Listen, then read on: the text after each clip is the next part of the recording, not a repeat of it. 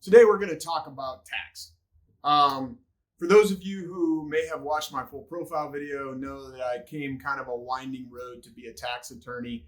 I was blue collar, North Dakota upbringing.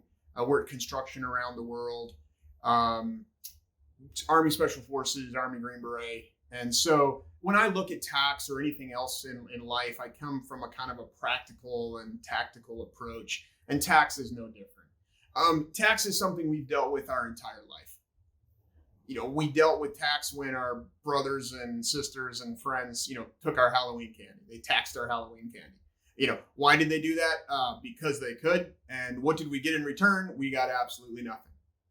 So that's probably a pretty good metaphor for tax in today's world is the government takes money from us and we may or may not get anything in return.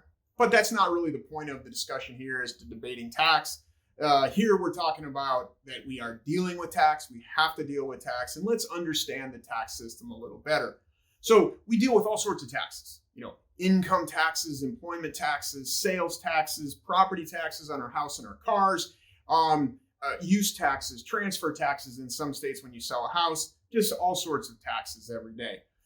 There's two that I'm going to focus on this discussion. One is income tax and one is employment tax.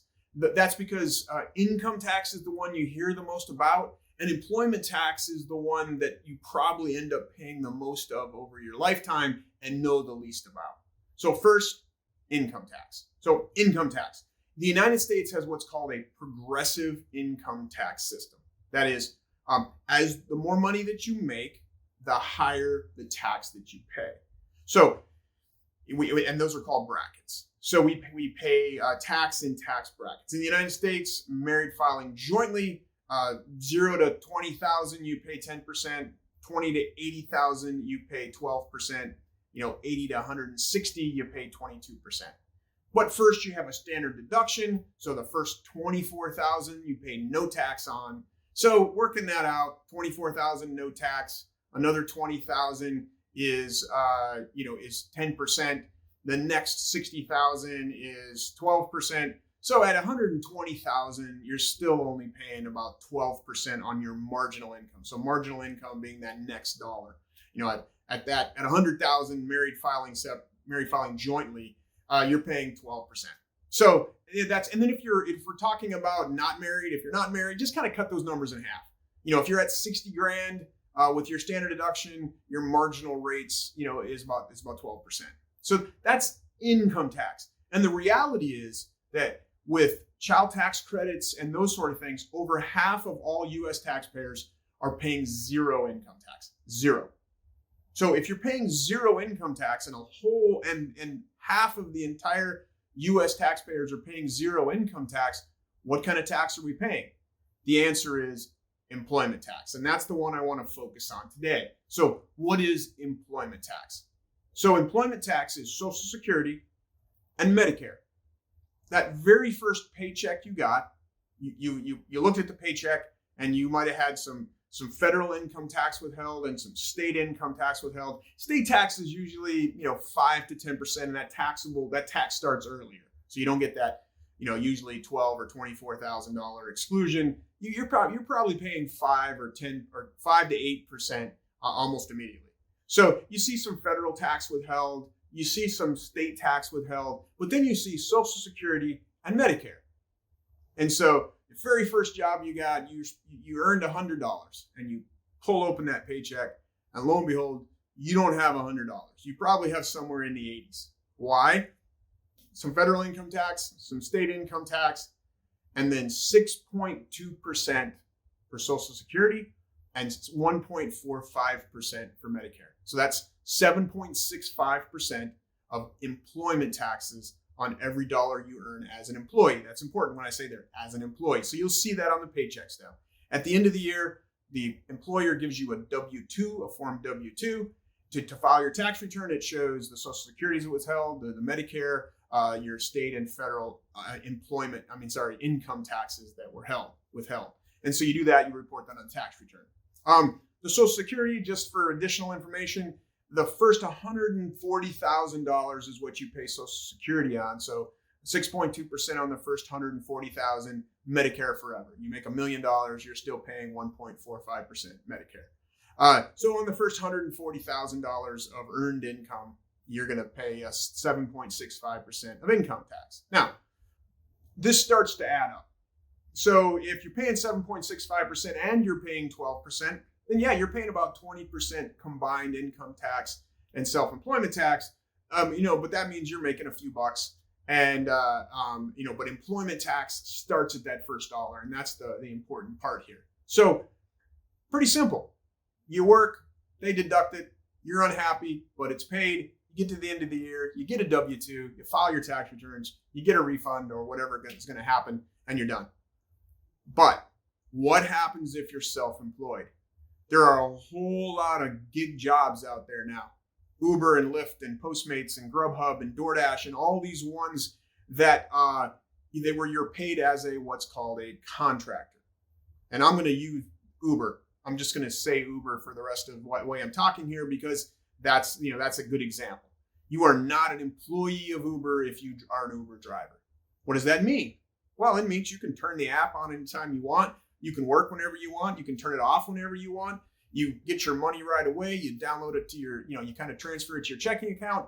All these are very good things, and it's a positive, maybe very good flexibility for your life. Why is that? You're not someone's employee. You are your own business. You are self-employed. So that's the difference. If you are self-employed, you're going to learn something in a hurry. One is that $100 paycheck that you got where 7.65% was taken out as employment taxes. What you didn't know was that the employer is also paying 7.65% for a total of 15.3% of employment taxes. And when you're running your own business and you're self-employed, you're the employee and you're the employer. So you're paying 15.3% on every dollar of profit. Remember that word, profit. So we're going to come back to that. So what happens at the end of the year? You've decided you want to be an Uber driver and you start driving. And at the end of the year, you have earned $10,000. It's awesome. You earned it. It was right there, transferred it to the bank, spent it. End of the year, you don't get a W-2. You get a Form 1099. Uber says, hey, I paid this business, John, I paid John $10,000. John has to file that on his tax return. It's self-employment income because that's a tax return for his own business. Now, it's Schedule C, and I'm not going to deep dive here, and I may do a video in the future on kind of the ins and outs of filing tax returns, choice of entity between LLCs and S corporations, and Schedule C on your income tax return. But right here, the simplest one is if you get a 1099 and you don't have a separate legal business, that's being reported on a Schedule C of your income tax return. So you got that 1099 from Uber, you put $10,000 on your Schedule C of your tax return, boom, you owe $1,530. It doesn't matter that you only made $10,000. You go back to our discussion about income tax, and you remember that the first $12,000 for an individual, $24,000 for a married couple, you don't pay any income tax. So if you're a single college student, this $10,000 from Uber was all you made, then you don't pay any income tax. You don't owe any income tax, but you owe $1,530 of self-employment tax, of employment tax. Okay, so why is this important? Because it's your own business, you can deduct the expenses of running your business. And once again, I'm going to make this simple and use the Uber business, the Uber driver business. So you drive. Uber does a pretty good job of keeping track of miles, although there's some great apps out there that can track miles and give you, very accurate reports at the end of the year. And so you can deduct the expenses of providing the services your business provides. Your business provides rides.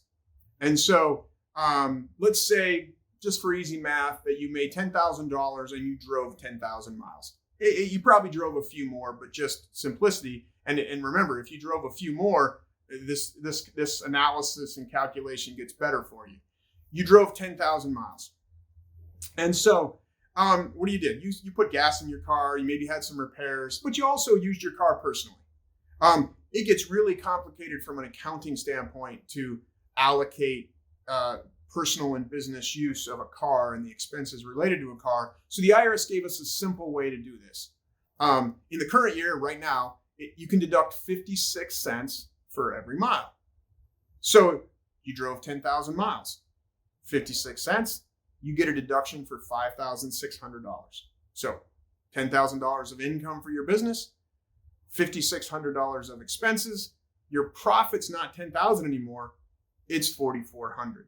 So instead of paying 15.3% on $10,000, instead of paying $1,530, you're paying 15.3% on $4,400, or about $675. That's a whole lot better. That's half. It's less than half of the $1,530. So a few lessons here. Once again, keeping it pretty simple is that if you're a gig worker, you're running your own business.